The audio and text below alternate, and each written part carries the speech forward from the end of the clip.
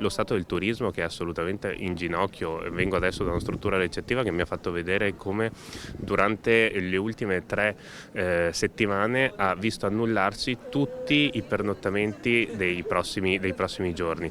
Una spia allarmante di una situazione di crisi che con un eventuale coprifuoco si fa ancora più acuta. La situazione è difficile con una curva dei positivi in continua crescita e giustamente servono delle misure di contenimento, ma un coprifuoco o peggio un lockdown potrebbe essere la fine di molte attività. Penso che bar, ristoranti, negozi, il mondo del commercio in generale stia dando veramente una lezione sotto il profilo del senso di responsabilità, nella nostra città in modo particolare.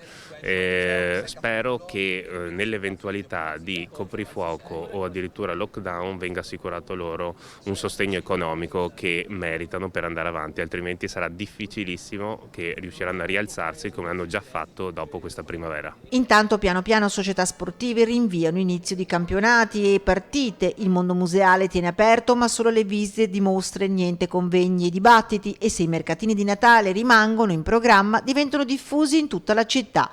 In questo momento però, ne è convinto l'assessore, servono anche e soprattutto messaggi positivi. Parliamo del fatto che il 97% dei positivi è asintomatico, parliamo anche del fatto che i guariti superano di gran lunga i contagiati, c'è bisogno anche di messaggi positivi in questa situazione.